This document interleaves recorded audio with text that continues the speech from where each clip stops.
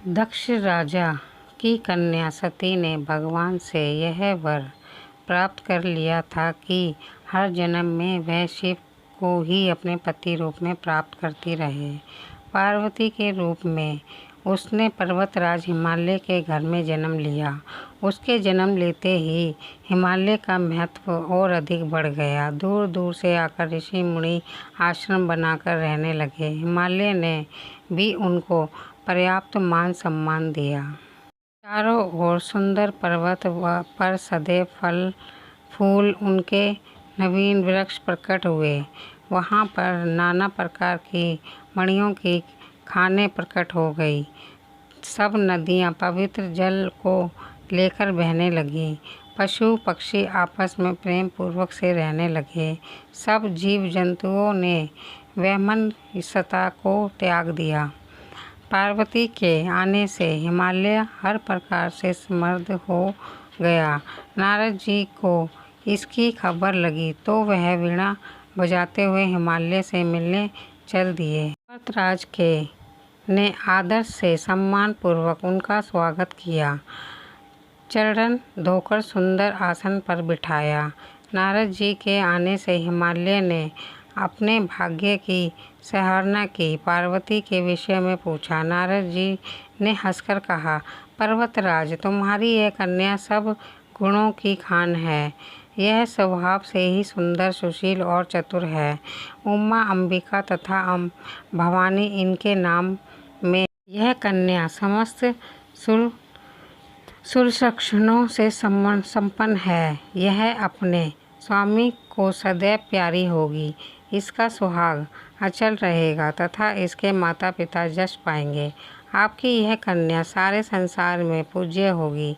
इसकी सेवा करने वाले के लिए कुछ भी दुर्लभ नहीं होगा। इसका नाम स्मरण करके स्त्रियां संसार में पवित्र पतिव्रत रूपी तलवार की धार पर चढ़ जाएंगी। तुम्हारी इस सुशील कन्या का विवाह शिव जी से होगा। शिव जी को प्राप्त करने के लिए इसे तपस्या करनी पड़ेगी।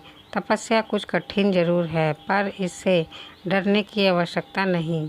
भगवान शिव तपस्या से शीघ्र ही प्रसन्न हो जाते हैं। यह कहकर नारद जी सबको आशीर्वाद देकर वहां से चले गए। पर्वतराज को एकांत में पाकर उसकी पत्नी रानी मैना ने कहा, हे नाथ, मैं तो देव ऋषि की बात समझ नहीं पाई।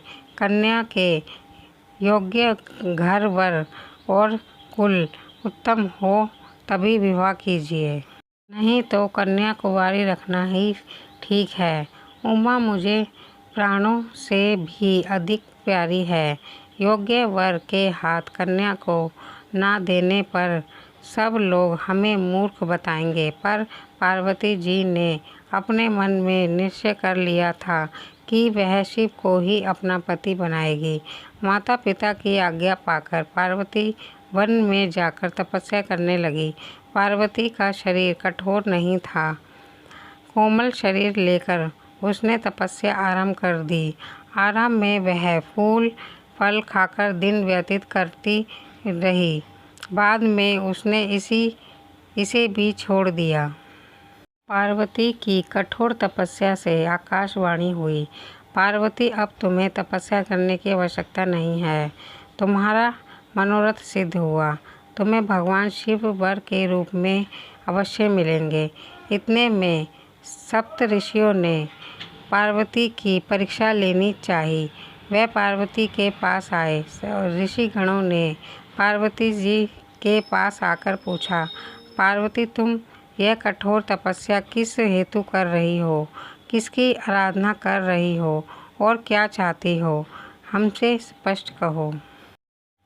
ऋषिगणों की बात सुनकर पार्वती ने लज्जाते हुए कहा, मुनिवर, मैंने शिव को अपना पति बनाने के लिए तपस्या की।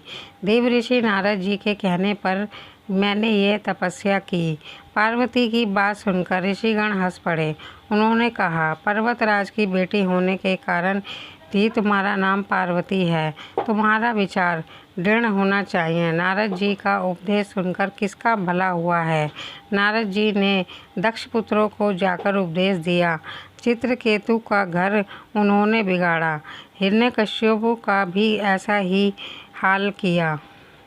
ऋषियों ने आगे कहना जारी रखा। नारद जी की सलाह पर चलने वाले स्त्री पुरुष भिखारी हो जाते हैं। मन के वह बड़े कपटी हैं। शरीर उनका अवश्य साफ है।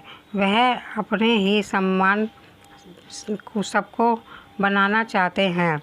तुम बहुत भोली लड़की हो जो कि उनकी बातों में विश्वास करके ऐसे पति की कामना करने लगी जो उदासीन, गुणहीन, निर्जनहीन, घरहीन, पूरे देश वाला मुंड मालाधारी, कुलहीन, नंगा और सांपों से धारण करने वाला है।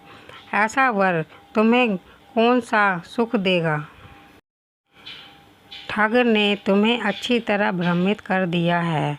सती की कहानी नहीं जानती। उसने भी शिव से विवाह किया। शिव ने उसे यज्ञ में मरवा डाला। शिव जी अब निश्चित हैं, उन्हें किसी बात की चिंता नहीं है। भीख मांगकर खाते हैं। शमशान घाट भस्म भूमि लगाए घूमते रहते हैं। ऐसे फक्कड़ बाबा के घर में कोई स्त्री कैसे सुख से रह सकती है? अपना भला चाहो तो वर के रूप में प्राप्त करने का विचार त्याग दो। हम तुम्हारा विवाह वैकुंठ में रहने वाले श्रीपति भगवान विष्णु से कर देंगे। ऋषियों ने इतना सब सुनने के बाद पार्वती जरा भी विचलित ना हुई। बोली, आप लोगों ने जो कहा सब सत्य है, पर मेरी प्रतिज्ञा भी अटल है। मैं शिव से ही अतिरिक्त किसी दूसरे से भी अपना पति नहीं मानूंगी। पार्वती के अटल निश्चय के सामने ऋषिगण हार गए। वह पार्वती के मन को डिगा ना सके। अंत में उन्होंने कहा, जगत माता भवानी आपकी जय हो। यह कहकर ऋषिगण वहाँ से चले गए और पार्वती पिता के साथ अपने घर आ गई। उन्हीं दिनों की बात है कि तारक नाम का एक महाबली दैत्य था। उसने सारे देवताओं को परास्त करके उनकी संपत्ति हड़प ली थी। देवगण उनसे युद्ध करने का साहस नहीं जुटा पा रहे थे। सब देवता दुखी मन से ब्रह्मा जी के पास पहुँचे। उन्होंने ब्रह्मा जी को व्यथा सुनाई। ब्रह्मा जी ने कहा, राक्षस का अंत शिव जी के पुत्र द्वारा ही अब संभव हो सकेगा।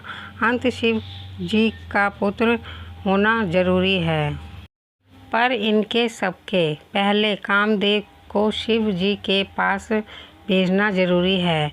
बिना कामदेव के जाए शिव जी का गृहस्थ धर्म में प्रवेश करना असंभव है। देवताओं ने कामदेव से विनती की। कामदेव ने सारी बात सुनकर कहा, शिव जी से विरोध करने में मेरी भलाई नहीं है, पर मैं तुम लोगों की सहायता अवश्य करूँगा। जहाँ शिव जी ध्यान मगन बैठे थे वहाँ कामदेव जाकर अपना चमत्कार दिखाना आरंभ किया। देव, दैत्य, मनुष्य, पक्षी, पशु पक्षी सब काम के वशीभूति होने लगे। पेड़ पौधे भी इसके प्रभाव से युक्त हुए, बिना हुए नहीं रह सके। वो घड़ी तक सारे ब्रह्मांड में कामदेव का चमत्कार फैल गया। किसी तरह कामदेव डरते डरते शिव जी के सामने पहुँचे। सौभाग्य से शिव जी का उसी समय ध्यान टूटा। उन्होंने अपनी आँख खोली। सामने कामदेव खड़ा था। शिव जी की नज़र उस पर पड़ते ही वह भस्म हो गया। कामदेव की पत्नी ने जब ये सुना कि उसके पति का शिव की दृष्टि से भस्म कर दिया है तो वह रोती चिल्लाती शिव जी के पास पहुंची। शिव की प्रार्थना करते हुए वह दया की भिक्षा मांगने लगी। शिव की उनकी प्रार्थना से प्रसन्न होकर बोले, रति, आज से तुम्हारा पति का नाम अंगन होगा। वह बिना शरीर के ही सबको प्रभावित करेगा। इसी तरीके से शिव जी का विवाह पार्वती से हुआ, जिससे गणेश जी भगवान की उत्पत्ति हुई और राक्षस का विनाश हुआ।